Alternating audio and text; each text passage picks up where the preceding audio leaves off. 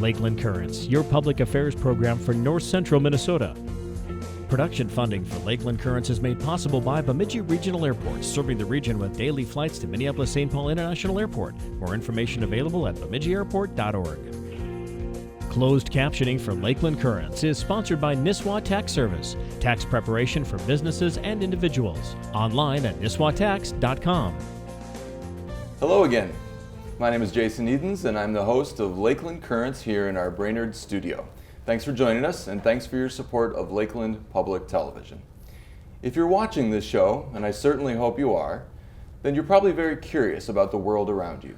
Like me, you probably try to better understand the world through conversation, community engagement, and lifelong learning.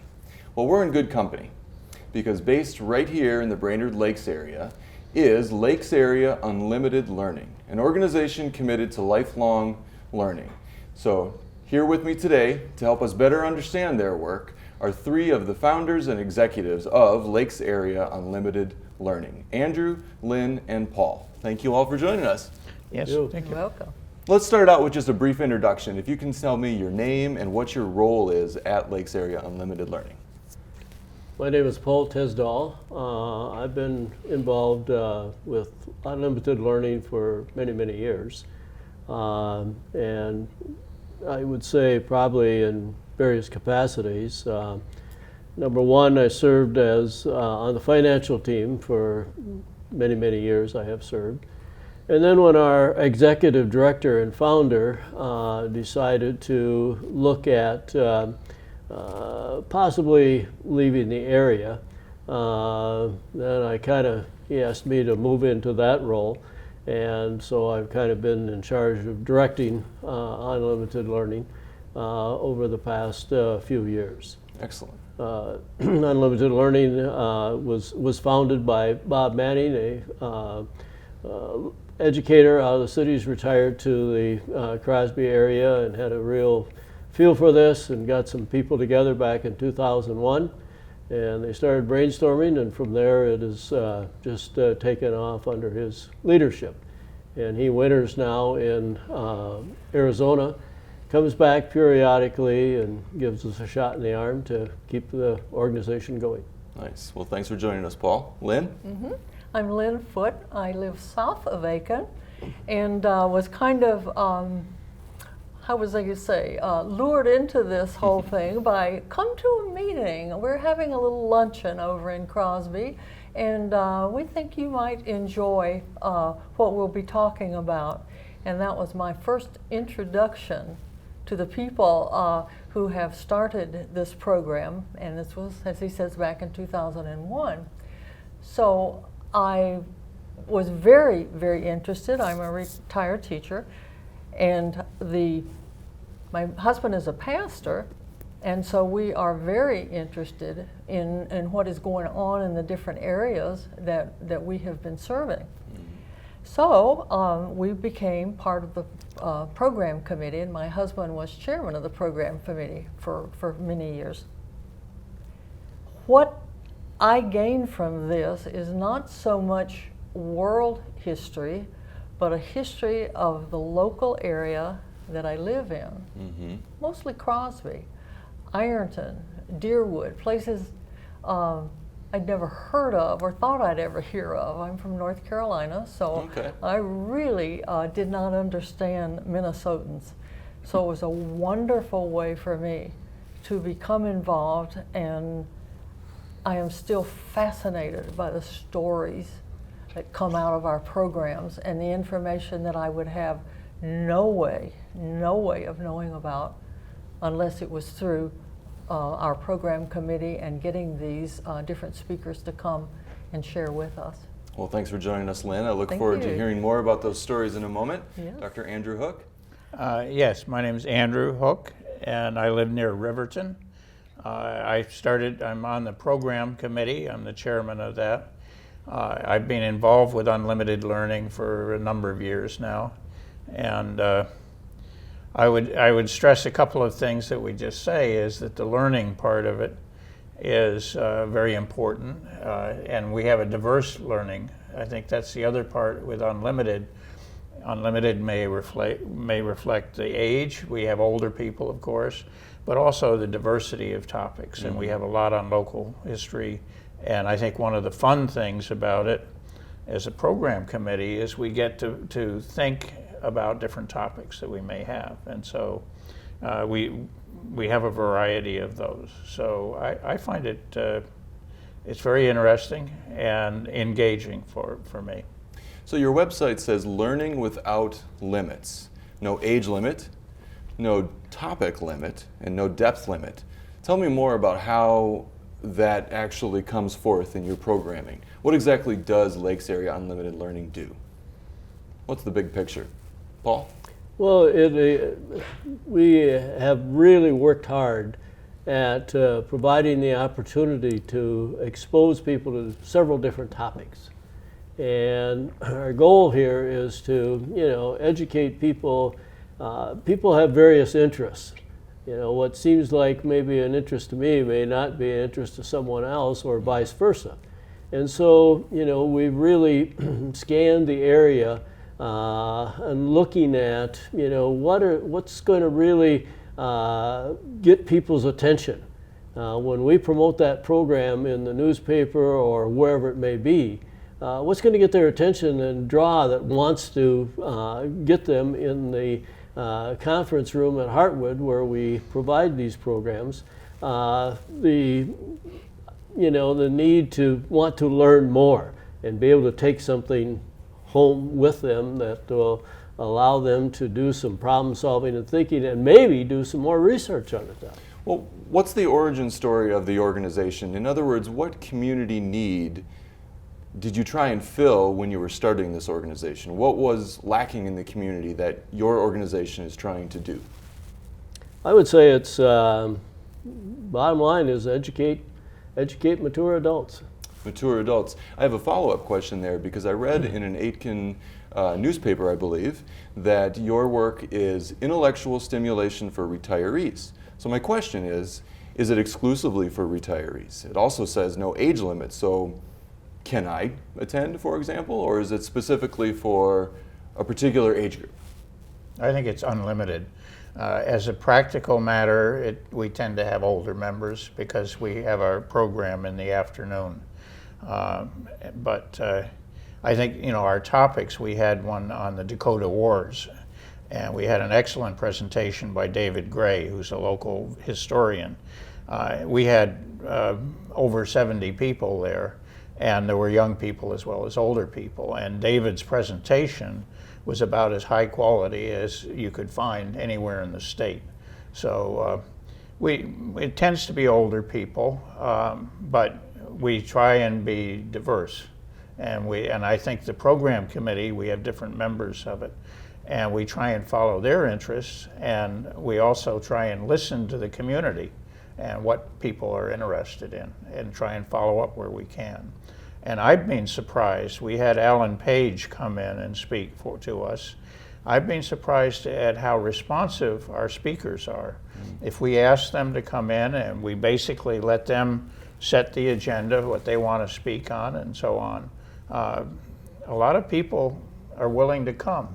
And it's a welcoming, inclusive environment, and we try and be impartial so that we encourage people to express opinions, but to respect opinions. I want to explore that a little bit further. You certainly don't shy away from tough, weighty topics. In fact, as I was looking at your 2019 roster, I saw refugees and global migration, cyber conflicts and geopolitics, the rise of populism in Europe. These are hefty conversations. It also says on your website that you endeavor to create provocative learning opportunities. What does that mean to have a provocative learning opportunity? Lynn, you want to tackle that one? I think it means, to me it means, looking at what is in your immediate environment and learn how to appreciate why you are, who you are, based on what you've grown up in and around. I was absolutely amazed when we had a speaker who talked about the only communist mayor in the United States was in Crosby. Well, that kind of got my attention. And then as I listened to why all that was true, it made so much more sense. It made me realize that as Crosby is such a diverse organization of different peoples from all over the world, it was truly a communist, rather diverse community in which they all had to live. They couldn't speak the same language, so they had to develop ways of learning how to understand what it was when they went down into the mines as to what they were expected to do.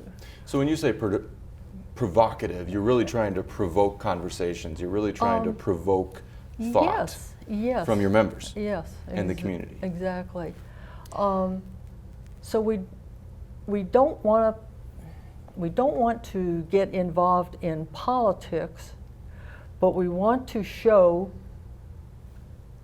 perhaps what each side, is about. And that we find very hard to do. So we don't have very many political programs. Andrew, did you have something to add to that? Well, I think what we try and do is we try and bring people with experience and knowledge so that they can communicate that with our members on an intimate basis. I think, we have at Heartwood is kind enough to allow us to use the space there. So we can have, up to over 100 people there for it. But Pam Brunfeld, who gave the speech on the Crosby mayor, and she was able to come down, and people were able to talk with her. And it was an exchange. And she will be coming March 2nd to speak on women in the Iron Range. And it's something we're co-sponsoring with the Cuyuna Women's Club.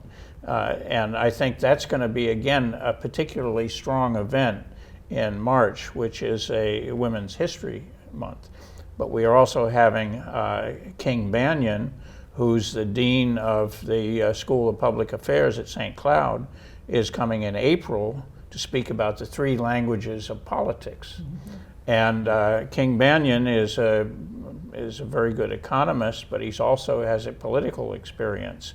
And it will be very interesting to hear him speak about how the language that we use in politics can actually end up closing doors for us so that we're not hearing what other people are saying.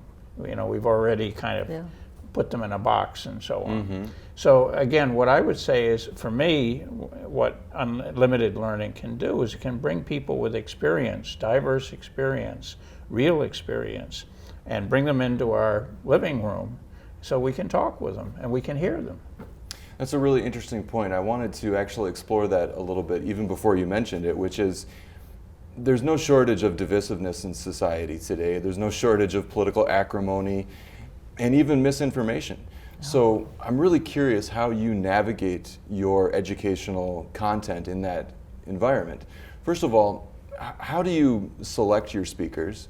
But more importantly, I'm really interested in how you facilitate conversations after some of these tough topics. How do you prevent it from devolving into an argument, for example? Are there ground rules? At this point, we're not really using ground rules. I think that the point is that we always have a facilitator. It may be Paul or Lynn or myself or other people and the facilitator, but I think that we have a tradition, and the people that come understand that. And occasionally we'll have somebody will make some points that are a problem. But I think that in our hypercharged environment of today, we, at least for myself, and I think my colleagues would agree, that we need to have an impartial place, a place where we can have rational discourse. It doesn't mean that you have to have the same opinion, but let's at least listen to the other guy. And I think that we are planning, I don't know if we can do it or not, we are planning to have a session where we would have some senior politicians, probably retired, speaking about how politics has changed over the decades. And it certainly has changed. And I think that part of the issue is to hear it from, I don't want to say the horse's mouth, but to hear it from the people that have lived it. And when we do that, if we do that, when I've been talking to various people, we have, I can't name names because we don't have agreements yet, but they're well-known figures in our community. We will have ground rules. They'll be simple, but they'll be, the basic one is respect other opinions and realize that when you leave the room, hopefully you've learned something. So it's a real model for discourse, it sounds like. It's not only providing learning opportunities, but it's also modeling a way in which we can have that discourse in a civil fashion. Well, I think for me, and I think it's shared with the others, is that again, it's disappointing, some of what we hear at national level and so on. It's disappointing. It's not what we should be hearing. It's not the way it should be done. And I believe very much in the local values. Local values need to be respected, and we need to bring them out. I don't have them all. Lynn doesn't have them all. Paul doesn't have them all. But together, we do. Mm-hmm. So kind of along the same lines, I'm interested in how you vet your speakers. When you invite speakers, are you ever concerned that a speaker might be using the platform for a particular agenda, or is that not something you've experienced yet? For the most part, I would say that that's something that we haven't really experienced, and luckily and thankfully that has not occurred. You know, we usually do some background looking into a particular speaker. We've heard about this speaker, so we might, you know, do some research ourselves on, you know, what does the speaker stand for, you know, what kind of standing do they have with people that they've interacted with or presented with and that type of thing. So I think we kind of indirectly and directly do our homework prior to inviting a speaker in. I would say that 90% of the time the speakers are very cordial and seem very pleased to have been asked to be there. But okay, I you know, do have something to share, and I'm excited to be able to share it. And people come with the idea that you know, they want to learn more about something, and how can they maybe apply that to their life, or how can they take it to another step.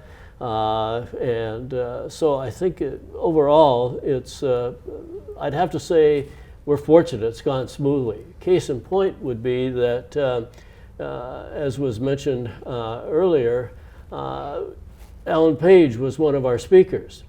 Well, Alan Page, you think of football. And so, you know, we had over 100 people there for Alan Page, and I think there were a lot of people there that were wanting to learn more about his football life and his career and who is he now and that type of thing. But the thing that I think people walked away with, that Alan Page just wasn't about football. Sure. He has some things that he stands for, that he's going to promote and is promoting. And I think people walked away with a different feeling that, okay, his life wasn't just 100% football. Well, that's a great example. How do you pick your speakers and your topics? There are no shortage of things to learn about or talk about.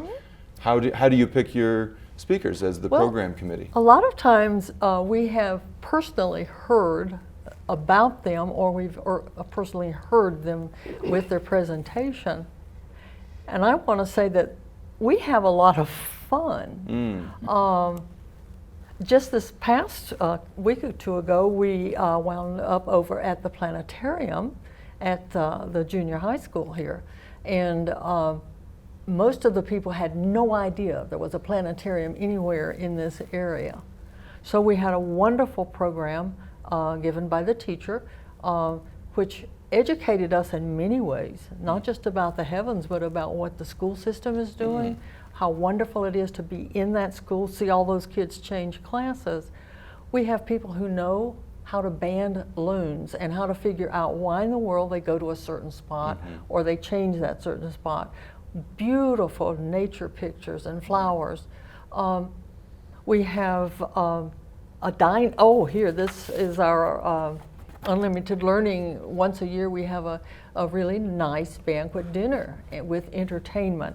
And that way we hope to invite other people who are not members to come and see what we are really like. You know, I was going to ask you about that actually, because it's not just lectures, it's not just speakers, right? You have special events, there's the Rhodes Scholar. I read about opera on the website. Absolutely. Can you tell us briefly about that? We would go down to St. Cloud where they would have the theater, which has that huge screen, and they would present live every so often the actual Metropolitan Opera of that time. And we would have probably, I think, 10, 12 people go who have never seen an opera before, didn't want to see an opera, but we kind of forced them into it because it was a good place to eat before we went. And not only did we make friends, but we learned an awful lot about opera and the fact it wasn't so bad, particularly if it's in English. So those are, I think a lot of part is the fellowship and the trust that people who come to this know we're not trying to pull anything over on you. These are the facts. So Take it's fun. them and, and if these facts don't quite fit what you think, then why don't you do something about it? And that's why it's so important to me to So learn. it's important to note that it's also fun and fellowship. Oh, absolutely. I wanted to ask you about something I read about on your website, which was very interesting to me, and I believe you refer to it as absent narratives. And I even saw the use of the word empathy. So I was wondering if you could tell me a little bit more about absent narratives and how does that get woven into your educational programming? Mm-hmm. Well, I think this last program on the Dakota War, Indian War, it certainly got my empathy. You could see both sides of the story, and it was just so sad. But at least I could see both sides, and I wasn't going to root for one team or the other. That surprised me. So what is an absent narrative? I'm not sure I know exactly what it is, I have to admit. So, Okay. Absence narrative? Absent narrative. I think on your website you speak about it as those voices that aren't necessarily There. represented. Well, then okay. that's what they would be. And I Yeah. think that we have had people that are talking about, the term is politicized now, but left behind. And so I think that, again, one of the areas that we've had people from Growing Energized speak. Growing Energized is a very interesting organization that focuses on health in the community and your basic overall health. And so they're looking at a lot of issues and trying to come up with solutions. So, I think that we have trying to listen to voices that otherwise would not be heard. And I think that's what it basically has to do with. So I think it was in the early 80s when psychologist Howard Gardner put forth a theory of multiple intelligences, and he posited essentially that there were at least 9 intelligence types. I'm curious, in your programming, do you think about how to make the programming suitable for some learners as opposed to others? Sounds like the opera might be certainly a part of that, but is your programming diverse that it can really appeal to a broad sector of society? We have something called, what do we call them? Where people who want to get together and say play duplicate bridge. If they want to form that as a group outside of our formal programming dates, that would be something that we would certainly encourage. And that's kind of what the opera was. It's hard to know what people really want to hear. And it's only after a program is over that they can tell you, wow, I didn't know that, and I'm so glad I heard that. That's great feedback. Yeah. That's excellent. Well, let's make sure we get to the nuts and bolts of the organization and how people get involved. So Paul, can you tell us, it's a membership organization, correct? It's a membership organization, and we encourage people to sign up, as to be a member of Unlimited Learning. What does that allow? Well, that allows them to come to the We have a program session every month, and that allows them to come to that program event at Heartwood and not have to pay a fee. If they're not a member, then they pay a $5 fee to attend that. And there are some other opportunities as well within the organization that allows them, by being a member, that they do not have to pay as much or anything for various things that occur. I think that membership, what we've found is that our membership is a little less than what it used to be. But it also, I think we've had the challenge of finding that people want to put a lot on their plate and make choices of what they do and that type of thing. And so maybe, unlimited learning isn't always the highest event as it used to be, shall we say, for people to choose from, to go to and attend to learn about something. I think we're finding is that our organization is driven a lot by topics and a particular person attending that draws people in.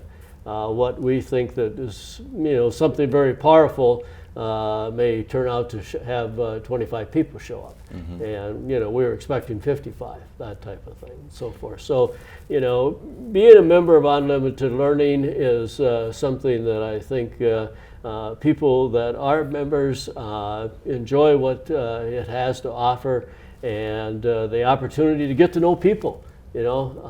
My knowledge of people has spread big time because of being within this organization. I probably would have never had any opportunity to get to know or be a part of. So how about a date and a location for your next topic, and what is the topic? Okay, let's make sure that people know where to report. Absolutely. And I'm also curious to know, how much does it cost to be a member? $60. $60 per year. For a couple. 2 people within the same household, it would be $110. Okay. Okay. Our next program, we always meet on the second Tuesday of every month, and that is at Heartwood. We gather at 1:30, take a short break in the middle, and are finished by 3:30. And Heartwood is where? Heartwood is in Crosby, near the hospital. Yes, very near the hospital. Our next program in February will be February the 11th, and that's going to be the recent developments in the generation of electricity in Minnesota. And so we have Sarah Krohn coming from where is Mille Lacs Electric? Sorry, Mille Lacs Electric, and she is going to try to tell us about all the different kinds of energy. So I think that will be very interesting, and possibly where Mille Lacs Electric will be going with their energy. Thanks, Lynn. That's fantastic. Well, I want to thank you all for joining me today. This was part of my lifelong learning, to learn more about Lakes Area Unlimited Learning, and hopefully as a result of this conversation your membership will grow, so people can look forward to the next session on February 11th at Heartwood in Crosby. Well, once again, thank you all for joining me today. I really appreciate it. Thank you for having us. Thank you. And thank you all for joining me once again. This is Jason Edens with Lakeland Currents. What's currently on your mind? Send us your ideas, and we look forward to seeing you again next time.